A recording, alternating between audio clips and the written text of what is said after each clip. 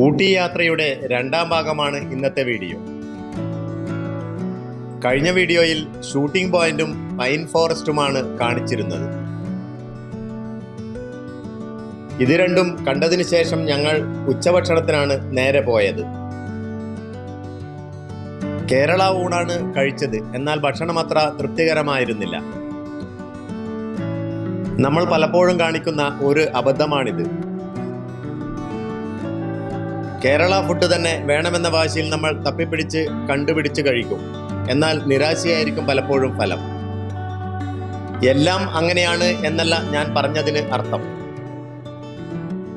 അതാത് നാടുകളിലെ ഭക്ഷണമായിരിക്കും ഏറ്റവും രുചികരമെന്നാണ് അനുഭവത്തിൽ നിന്ന് ഞാൻ മനസ്സിലാക്കിയിട്ടുള്ളത്. പക്ഷേ ഒരു കാര്യമുണ്ട്, നിലവാരമുള്ള ഹോട്ടലിൽ നിന്ന് തന്നെ കഴിക്കാൻ ശ്രദ്ധിക്കണം. ഊണ് കഴിഞ്ഞ് റൂമെടുത്തതിന് ശേഷമാണ് അടുത്ത ഘട്ടം യാത്ര.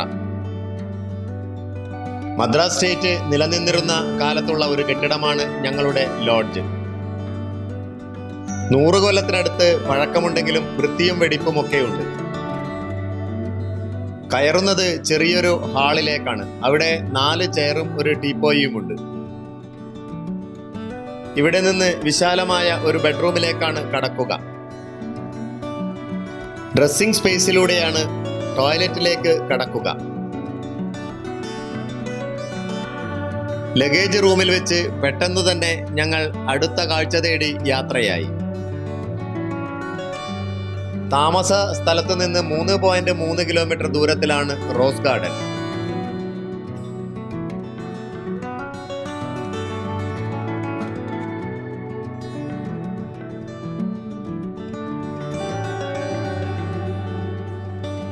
ഏക്കറിലധികം വ്യാപിച്ചു കിടക്കുന്ന ഈ പൂന്തോട്ടത്തിൽ 20,000-ത്തിലധികം റോസാ ചെടികൾ ഉണ്ടെന്നാണ് അറിയാൻ കഴിഞ്ഞത്.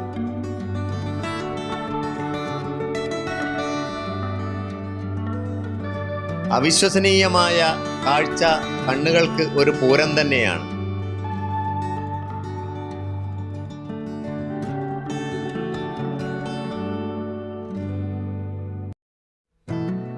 റോസാപ്പൂക്കളുടെ വലിപ്പവും വർണ്ണ വൈവിധ്യവും നമ്മെ അമ്പരപ്പിച്ചു കളയും.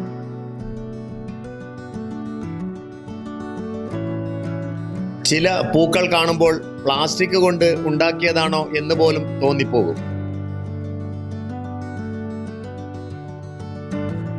ഇത്ര നന്നായി പൂക്കാനും വലിപ്പം വെക്കാനും എന്ത് വളമാണ് ഇവർ നൽകുന്നത് എന്ന് ആരോടെങ്കിലും ചോദിക്കണമായിരുന്നു.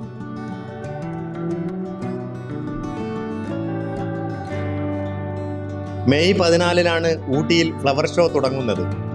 അപ്പോഴേക്കും റോസ് ഗാർഡൻ ഇതിലും കൂടുതൽ അണിഞ്ഞൊരുങ്ങുമെന്നാണ് തോന്നുന്നത്. ഇവിടെ ഒരാൾക്ക് 75 രൂപയാണ് എൻട്രി ഫീസ്, കുട്ടികൾക്ക് 40 രൂപയും. ഈ കൊടുക്കുന്ന പൈസ ഒരിക്കലും നഷ്ടമാവുകയില്ല. അത്രയ്ക്ക് കാണാനുണ്ട്.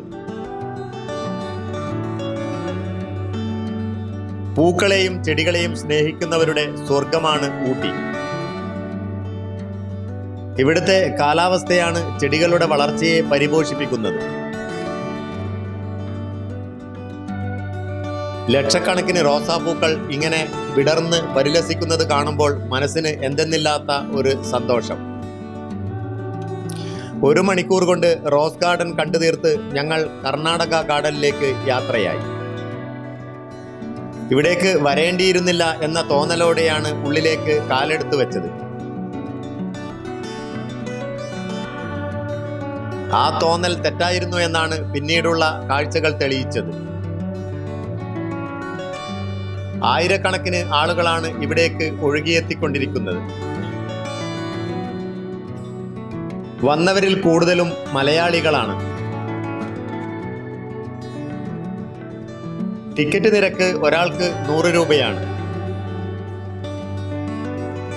ഇത് ഒരിക്കലും അധികമാണെന്ന് തോന്നുകയില്ല അവിടുത്തെ കാഴ്ചകൾ കണ്ടാൽ.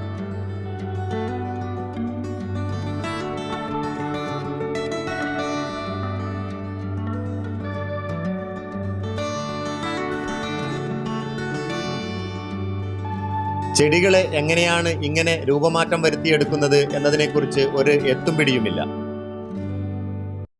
എല്ലാ ശ്രമങ്ങളും വിജയിക്കുന്നത് സമർപ്പണത്തിലൂടെയാണ്. കഠിനാധ്വാനികളായ ഒട്ടേറെ ജീവനക്കാരുടെ പരിശ്രമമാണ് ഈ കാണുന്നതെല്ലാം. ഇത് ചെയ്യുന്നവർക്ക് നല്ല കലാബോധം കൂടെ ഉണ്ടാവണം.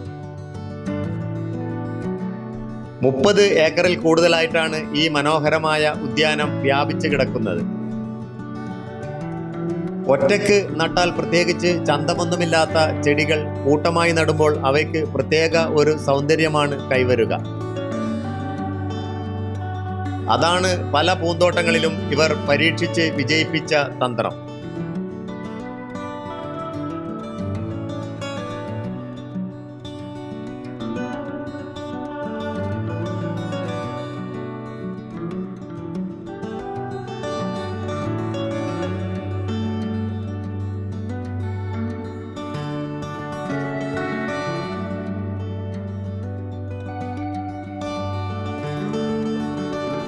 ചെടികളെ കൊണ്ട് മതിലുകളും കോട്ടകളും കമാനങ്ങളുമൊക്കെ പണിതീർത്തിരിക്കുന്നു.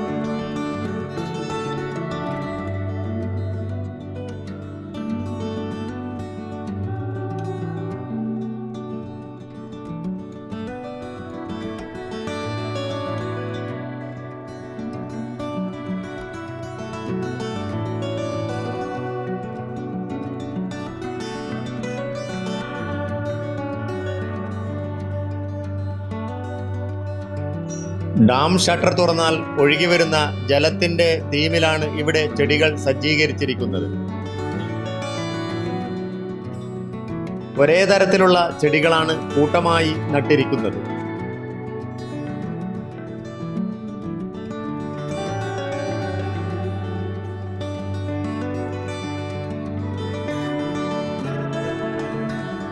ഫോട്ടോഷൂട്ടിന് പറ്റിയ നല്ല മനോഹരമായ ഒരു പുൽത്തകിടിയാണിത്. മൊബൈൽ ക്യാമറകൾക്ക് വിശ്രമമേയില്ല. സ്റ്റിൽ ഫോട്ടോ എടുക്കലും റീൽ നിർമ്മാണവുമൊക്കെ തകൃതിയായി നടക്കുന്നു.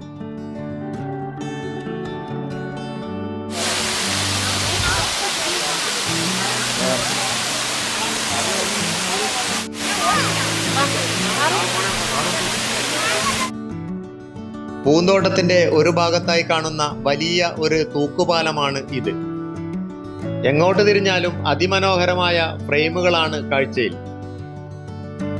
ദിവസം മുഴുവൻ മടുപ്പ് ലവലേശമില്ലാതെ ചിരിച്ചുകൊണ്ടങ്ങനെ നിൽക്കുകയാണ് ഇവിടുത്തെ പൂക്കളെല്ലാം. ഉദ്യാനത്തിന്റെ ഒരു വശത്തായി തേയിലത്തോട്ടവുമുണ്ട്. ഇതുവരെ കണ്ടിട്ടില്ലാത്ത ഏറെ വ്യത്യസ്തമായ ഒരു പൂവ് കാണാൻ കണ്ണുകൾക്ക് ഭാഗ്യമുണ്ടായി. കൈത ഇനത്തിൽപ്പെട്ട ഒരു ചെടിയുടെ പൂക്കൾ, അത് കാണാൻ എന്ത് മനോഹരമാണെന്ന് വർണ്ണിക്കുവാൻ പോലും വാക്കുകളില്ല. അത്രയേറെ ഹൃദ്യമാണ് ആ കാഴ്ച.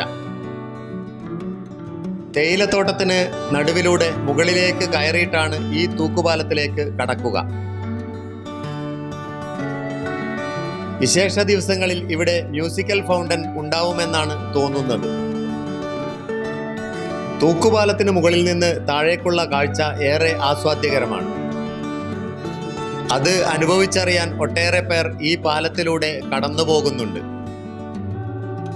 അടുത്തതായി ഞങ്ങൾക്ക് പോകേണ്ടത് ഊട്ടി ബോട്ട് ഹൗസിലേക്കാണ്. ആ വിശേഷങ്ങൾ അടുത്ത വീഡിയോയിൽ കാണാം. ഇന്നത്തെ വീഡിയോ ഇഷ്ടമായെങ്കിൽ സബ്സ്ക്രൈബ് ചെയ്യുക, ഷെയർ ചെയ്യുക, ലൈക്ക് ചെയ്യുക, കമന്റ് ചെയ്യുക. മറ്റൊരു വീഡിയോയുമായി വീണ്ടും കാണുമായിരിക്കും.